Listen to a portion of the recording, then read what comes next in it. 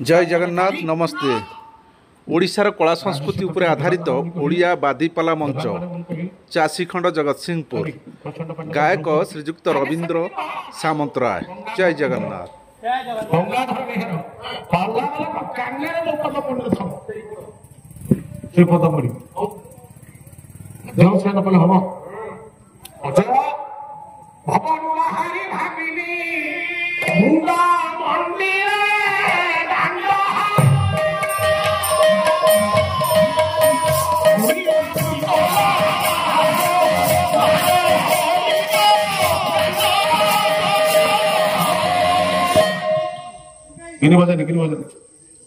अजु द्रौपदी विवाह परवर्ती कथा कही गोटे प्रमाण दवाई उदाहरण स्थल टी आगे ले द्रौपदी बाहागर हो बनवास जो अच्छा विराट राज्य अच्छा विराट राज्य थिला बेले ना से शैरिंद्री भाईना भाईना अरे भाई किए पटे कर से पटे जो मु गोटे छद्म वेश रही निजक घोड़े रखापी मु सब करदे पारे मो वेश पोशाक सब बदली दे पारे कि चर्मटा बदली देवी कि बदली पारि सब सखी मान सागर चलते किए इज्जत अवस्था देखुची हे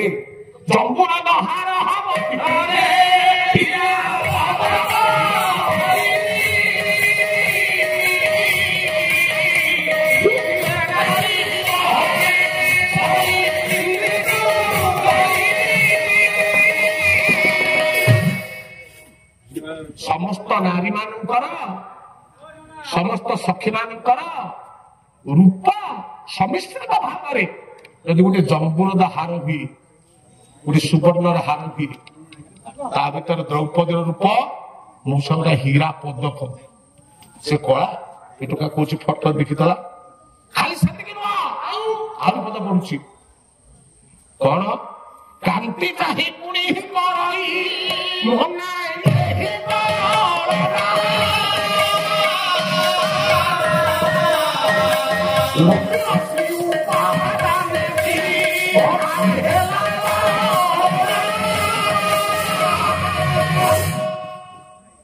अलग अलग आखि पड़ा थे ओ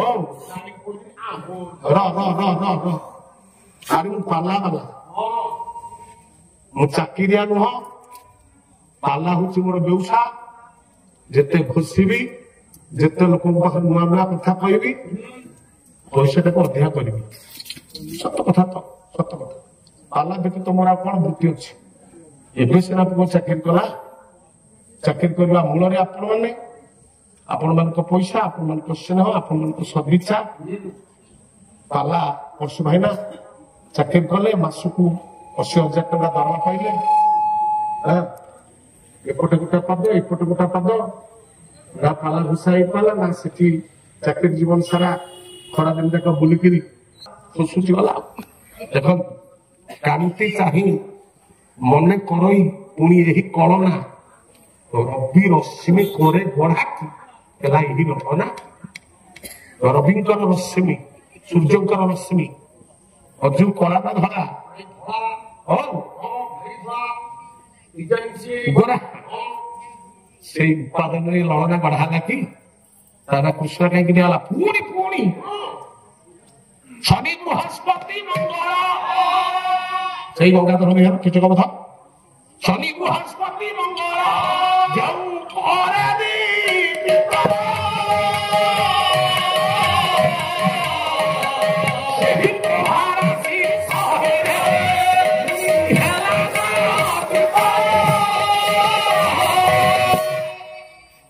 बोले शनि बृहस्पति मंगल जो करे विपित क्या शनिकर रंग कौन शनिकर रंग कला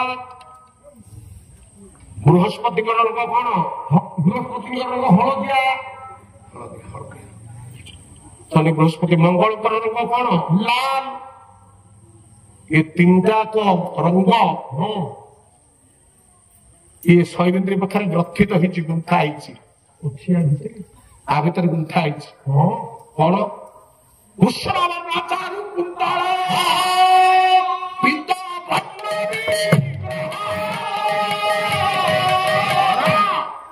ଶନିଙ୍କର ରଙ୍ଗ କଳା ଦ୍ରୌପଦୀର କେଶ କଳା ଶନି ରହିଲେ ଶନିକର ରହିଲା ଶନି କିରଣ ରହିଲା ପିତ୍ତବର୍ଣ୍ଣ ବିଗ୍ରହ ପିତ୍ତ କହିଲେ ହଳଦିଆ ଗୋରା ବିଗ୍ରହ ଶନିର ହେଲା ହଳଦିଆ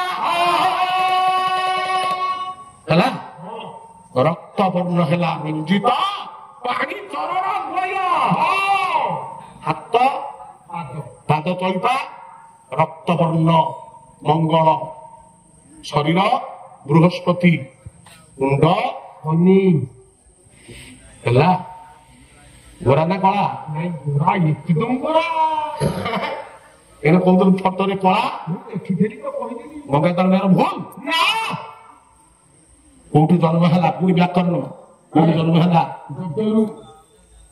ଯଜ୍ଞରେ କଣ ଜନ୍ମ ହେଲା ନିଆଁର ଗୋଟେ ପ୍ରତିଶବ୍ଦ କହ ଅଗ୍ନି ଆଉ ଗୋଟେ କହ ଆଉ ଅଗ୍ନି ବହ୍ନି ଆବାସ ବହ୍ନି ବହ୍ନି ଅଗ୍ନି ଅଗ୍ନି ଆଉ କହ ଗୋଟେ ନା କୃଷାଣୁ ନା କୃଷାଣୁ କୃଷ୍ଣ ବର୍ତ୍ତମାନ ଅମର କୋଶରେ ଅଗ୍ନିଙ୍କର ନାଁ ଭିତରେ ଗୋଟେ ନାଁ ଅଛି କୃଷ୍ଣ ବର୍ତ୍ତମାନ ପାଲା ବାଲା ଯେ ଆସିବେନି କି ନାଇଁ ଆଉ 4 ଘଣ୍ଟା ଯିବ 10:16 ହେଲାଣି କିଛି ନୁହଁ ହଁ ଠିକ ଅଛି ମୁଁ କଣ ମୋଦକ ଖିଆ ଲୋକ ଯେ ମୁଁ ଡରିବି କୃଷ୍ଣ ବର୍ତ୍ତମାନ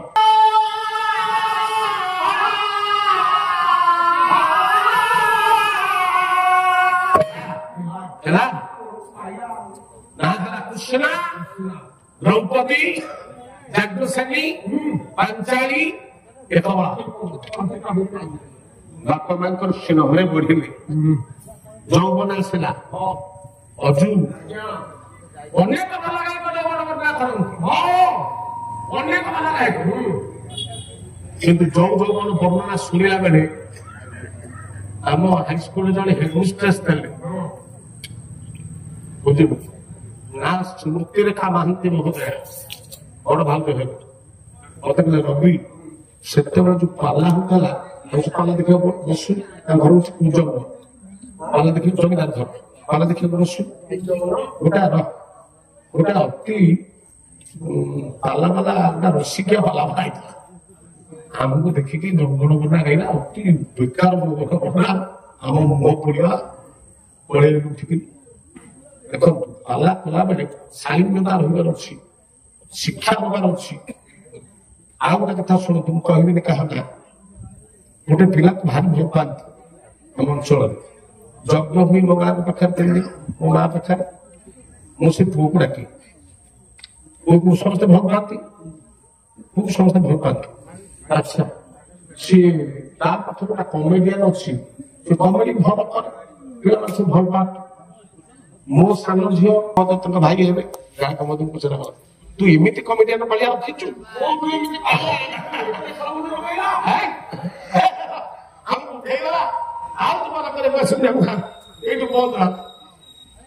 ଦେଖନ୍ତୁ ପାଲା କଲା ବେଳେ ଶାଳୀନତା ରକ୍ଷା କରେ ପୁଅ ଆଜି ଗୋଟେ ଯୌବନ ବର୍ଣ୍ଣନା ଗାଉଛି ଶାଳୀନତା ପୂର୍ଣ୍ଣ ଯୌବନ ବର୍ଣ୍ଣନା ଶାଳୀନତା ଏତେ ଶାଳୀନତା ଓଡ଼ିଶାର କୌଣସି ପାଲାବାଲା କୌଣସି କାବ୍ୟକାର ଏମିତି ଲେଖେନି ଦେଖେ ଯୌବନ ହେଲା ଯୌବନରେ ଆଦାନ ପ୍ରଦାନ ହେଲା ଯୌବନର ଅଙ୍ଗରେ ଆଦାନ ପ୍ରଦାନ ହେଲା ପ୍ରଚଣ୍ଡ ପାଣ୍ଡବ ରାଜଶେଖର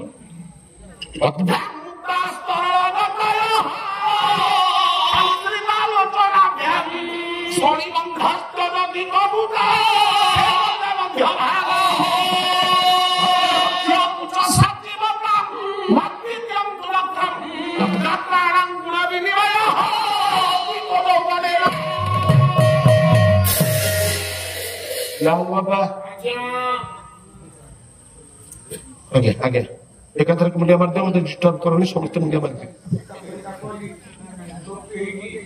ଯାହା ଭାବ ଶୀଘ୍ର ଆସେ, ନହେଲେ ମୁଁ ତ ପାଖକୁ ଯାଉଛି ଶୀଘ୍ର ମୁଣ୍ଡିଆ ମାରି ସମୟ ଯିବ।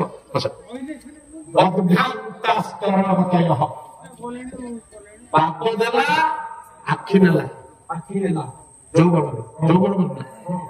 ଆଖି ଦେଲା, ପାଦ ନେଲା, ପାଦ କଣ ଦେଲା? ପାଦ ଚପଲ ଦେଲା, କାହାକୁ ଦେଲା? ଆଖି ଚପଲ କଣ କରିବ? ଆଖି ଚପଲ କଣ କରିବ? ଏଇ କଣ ସବୁ ଯୋଉମାନେ ବସିଛନ୍ତି ଆଖିକି ଦେଖାଯାଉଛି ପକେଇଦେବି ବାହାରେ ଯୋଉ ମନ ମନା କରିବାକୁ ପଳେଇଛି। ପାଦରେ ଥିଲା ଚଞ୍ଚଳତା, ପିଲାବେଳ ଛୋଟ ଦୌଡ଼ିକି ପଳଉଥିଲା। ଏଇ ବାବା ପୁଣି ଏଠି ଡିଷ୍ଟର୍ବ କଣ କହୁଥିଲି? ପାଦରେ ଚଞ୍ଚଳତା ଥିଲା, ପାଦ ଚଞ୍ଚଳତା ଆଖିକି ଦେଇଦେଲା। ଯୌବନରେ ଆଖି ପିଲାବେଳେ ଯାହାକୁ କହୁଥିଲେ ତାକୁ ଦେଖୁଥିଲା, ଯୌବନ ଆସିଲା ଆଖିଟା ଚଞ୍ଚଳ ହେଲା, ପାଦ ତାର ଚଞ୍ଚଳତାକୁ ଦେଇଦେଲା। ଆଖିରେ ରହିଲା ଚଞ୍ଚଳତା, ଆଖି ତାର ସ୍ଥିରତା ଦେଲା ପାଦକୁ, ପାଦ ହେଇଗଲା ସ୍ଥିର।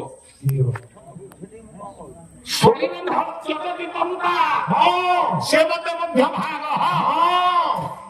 ଏ ଶ୍ରୋଣୀ ଏ ସ୍ପିଚ କଟିର ସେବା କଲା। କଣ ସେବା କଲା? କଟିର ସେବା କଲା। କଣ କଟିର ସେବା କଲା? କଟି ଥିଲା ପଥୁଳ ପିଲାବେଳେ, ସ୍ପିଚ ଥିଲା ସରୁଆ। ଯୌବନ ଆସିଲା, କଟିର ପୃଥୁଳତାକୁ ସ୍ପିଚ ନେଲା, ସ୍ପିଚର କୃଷତାକୁ କଟି ଆଣିଲା, ବଦଳ କରିଦେଲା।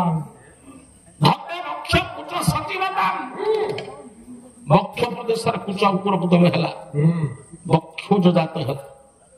କାହିଁକି ବକ୍ଷୋଜ ଜାତ ହେଲା? ବକ୍ଷୋଜ ଦିଟା କଣ? କବି ସମ୍ରାଟ ଉପେନ୍ଦ୍ର ଭଞ୍ଜ କହିନା କୋଟି ବ୍ରହ୍ମାଣ୍ଡ ସୁନ୍ଦର।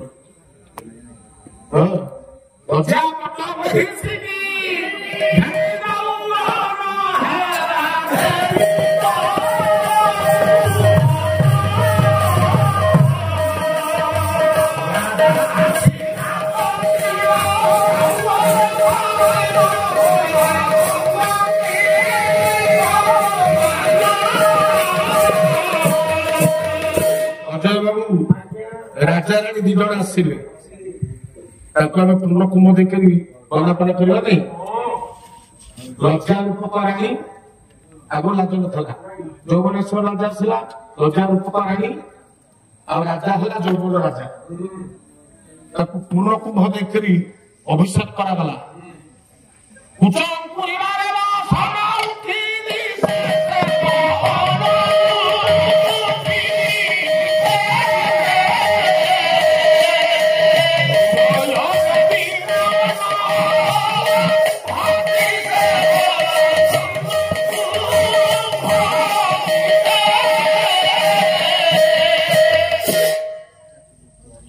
ଲଜ୍ଜା ରାଣୀ କି ଯୌବନ ରାଜାଙ୍କୁ ଅଭିବାଦନ କରିବା ପାଇଁ ପୂର୍ଣ୍ଣ କୁମ୍ଭ ସ୍ଥାପନ ହେଇଗଲା। ଯୌବନ ଆସିଲା, ବିଭାଘର କରାଯିବ, ବ୍ୟାସଙ୍କ ଉପରେ ଦାୟିତ୍ୱ। ବ୍ୟାସ ଚିନ୍ତା କଲେ ତା ଲାକ୍ଷ ବିଧାନ କାର୍ଯ୍ୟକ୍ରମ ଆରମ୍ଭ କରିବା। ବ୍ୟାସଙ୍କ ଉପରେ ଦାୟିତ୍ୱ, ନୂଆ ସାହିତ୍ୟ ଗୁଡା ଅଛି, ନୂଆ ନୂଆ ସମୟ ପାଲା କଲି ଏ ବହି ଖଣ୍ଡିକ କିଣିଥିଲି। ତାଙ୍କ କବିଙ୍କ ନାଁ କଣ? ବଳଭଦ୍ର। ମୁଁ ଜାଣିଛି ସେ କୋଉଟା କବି, ତାଙ୍କର ଟାଇଟଲ ଫାଇଟଲ କିଛି ନାହିଁ, କୋଉଟା ପରିବେଶ ମାନେ କିଛି ନାହିଁ, ଗାଉଲି ଭାଷା ସେଥିରେ ପଦେ କିନ୍ତୁ ପ୍ରିଣ୍ଟିଂ ହେଇଛି।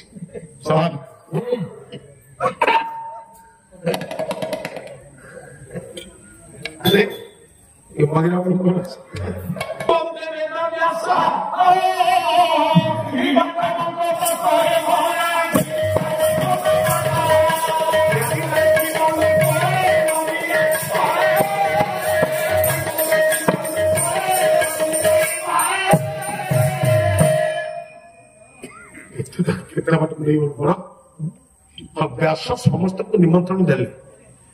ରାତ ବିନାର କାର୍ଯ୍ୟକ୍ରମ 7 ତାଳ ଗୋଟା ସ୍ତମ୍ଭ ପୋତିଲେ, 7 ତାଳ ତାଳେ, 7 ତାଳ ଉଚ୍ଚ ହେଲା। ଆଉ ଗୋଟେ କିଏ କହୁଥିଲା ପାଲା ବାଲା କଲା ଗୋଟେ ଗୋଟେ ତାଳ ଗଛ ଭଳିଆ ଉଚ୍ଚା 7 ତାଳ କହିଲେ ଏଇଟା 7 ତାଳ ଉଚ୍ଚା ତଳେ ଥୋଇଲେ ତୀର୍ଥବାରୀ ପାନ ଉପରେ